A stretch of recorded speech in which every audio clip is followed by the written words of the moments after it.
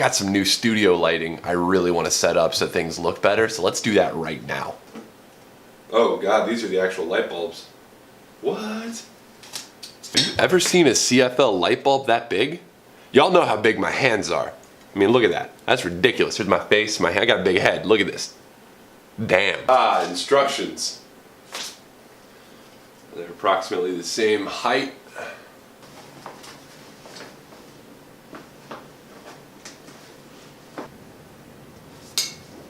Like this? This is how it goes? One of those big old light bulbs. It's huge. And this goes around like... Oh, this couldn't be easier. Okay.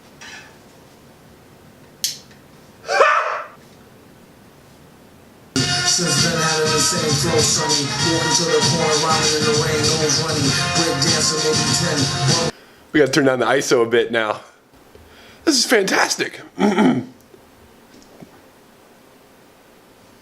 up, everybody? Welcome to Garden Sound 365. My name is Gardner, and this is the show where we write music every day for a year. This week, we are going to be continuing my series on funk on Saturday, because from now until the end of the work week, I'm going to be covering for one of my favorite YouTubers, Philip DeFranco. He's taken an unexpected leave of absence, so this week some of us from the nation have decided to get together and do an open source Philip DeFranco show, and today's kind of the first entry into that.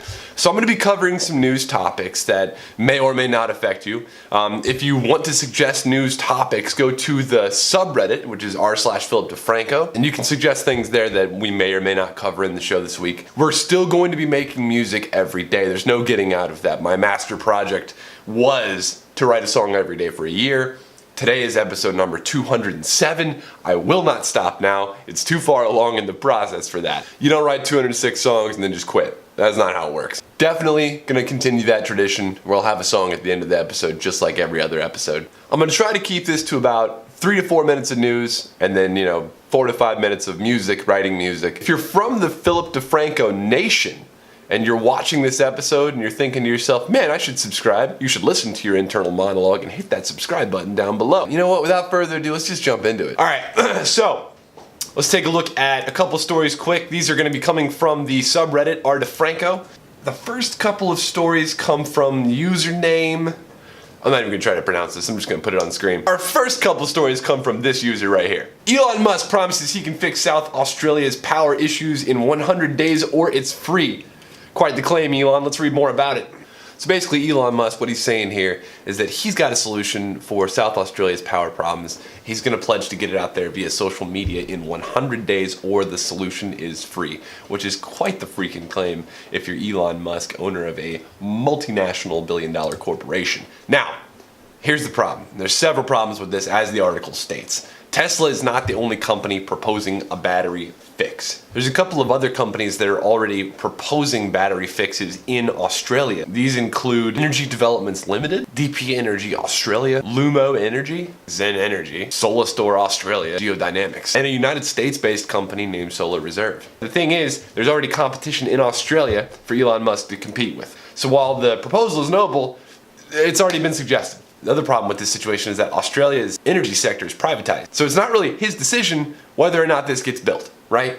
It's up to the deciders, the people in power, the government in Australia, to decide whether or not he even has permission to build his proposed power plant. And then there's the question of who's gonna run it. Elon Musk owns a battery company, and he does not own a power company. Who runs your power plant after you built it? Does Elon Musk have the infrastructure and management necessary to run a power plant after it is built? Building the thing is one part of the process. It is not as simple as it sounds. You don't just turn it on like a switch in your house and leave it alone. It requires around-the-clock maintenance and supervision. It's not like we don't need energy when we're sleeping. And I think at the end of the day, what the important thing to realize here is that this is a push in the right direction. Whether or not this gets constructed, the fact that it can be constructed is what's important. We are moving toward a future of clean energy and batteries. I think Elon Musk is leading that charge. Whether or not this particular move is the move that gets us to that future is yet to be decided. But then you have to think about it. Is it a successful PR stunt? Hell yeah. If you've got ABC News writing about it, that's free press. I think either way, this is a win for Elon.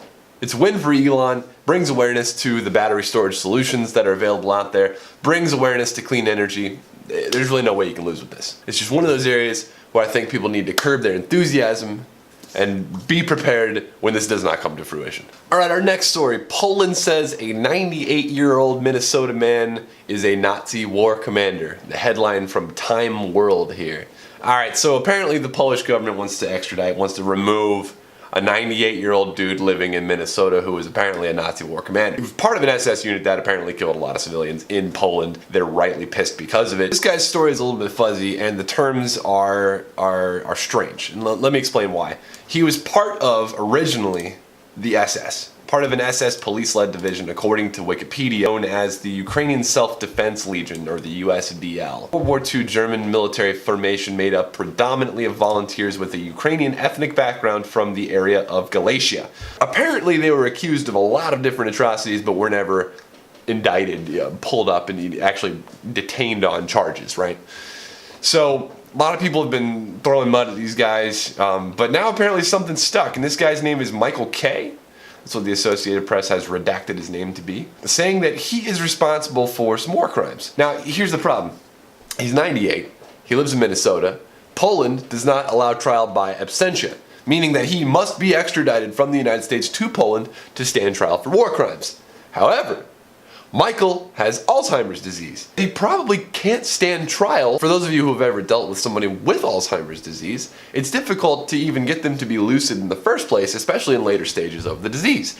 Now, I don't know specifically how bad Michael's case is, but I don't think you could hold somebody with Alzheimer's disease accountable to the same standards that you could in a normal, you know what I'm saying? Do you really, do you take their testimony and do you submit that to evidence? Like, you know what I'm saying? Like, is it a reliable testimony? The interesting thing here, though, is that if he's convicted of these atrocities, he'll face life in prison. That's kind of a harsh sentence for someone who doesn't really have a lot of life left to live. And it makes me question whether or not it is justifiable to make somebody's, you know, it's weird because on one side of things, I'm like, this guy's old, leave him alone, let him just die, he's got Alzheimer's, you know, he's suffering enough as it is. The other side of me is like, this guy's a fucking Nazi, put him in jail. It's definitely, there's definitely an internal struggle going on, a little bit of cognitive dissonance here. This is something I'd like to know your thoughts on, just like Philly would say. If you don't mind, please comment in the comments section down below. Let's continue this particular conversation. Do you think Michael should be extradited to Poland and sent to jail, given that he is so old? Do you think Michael should be left alone, given that he is so old and suffering from Alzheimer's? I'd love to know your thoughts. Alright, our next story comes from Naxter48, again from the subreddit. And this is on a dog eating festival in China that apparently there is a Change.org petition out to try to stop. Change.org, for those of you who are unfamiliar, is a platform that people use to incite change via petition. What you've got is a cause. People can sign the petition via, you know, clicking a button that says sign this petition, submitting their email and a couple of other personal details, and then that person's signature is thrown onto the list of accumulated signatures thus far, and you get toward your goal. It's like GoFundMe, except it doesn't require any money. This is going to be delivered to the Yulin city governor. So the person who is in charge of this particular city is going to see, you know, in charge of this particular festival ostensibly, is going to see this petition. At least it'll go to their inbox and they'll have the chance to open it, right? The petition itself touts that this particular festival is cruel and hideous and makes some claims about how if you see what goes on in this particular festival that you'll want to stop it, right? That they're purporting that dogs are beaten in the streets, skinned alive, and that the meat is then fed to the people of the city. Now, local residents and festival organizers claim the dogs are killed humanely. This is according to the Wikipedia article on this particular dog festival, and that eating dog is no different from eating pork or beef. Now, I agree with that statement. I don't think, and this is coming from myself as a vegetarian, I don't think that eating any particular type of meat is different than eating any other particular type of meat. It's either all or nothing. You don't get to do with the in-between.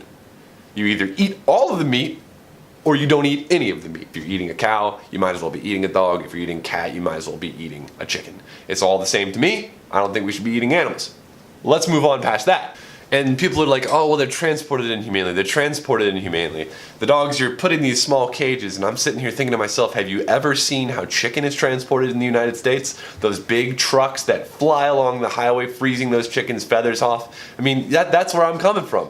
If you think that is inhumanely transporting meat, you don't want to see where the meat you eat in the grocery store comes from. That's where I stand on this. It's either all the meat or none of the meat. Now, there are some claims that these are dogs stolen from families. Now, if that's the case, go fuck yourself. Don't steal somebody's pet and eat it. That's bullshit. Somebody's pet, right, regardless of what type of animal it is somebody's pet. Somebody's loved thing, something they love. It's you know, to some people, pets are their children. And if you steal somebody's child from them, there's going to be a court case. It's the same thing with somebody's pet. Don't steal somebody's pet. That's, who does that? We can all agree that that's bullshit. Here's what I have to say about this.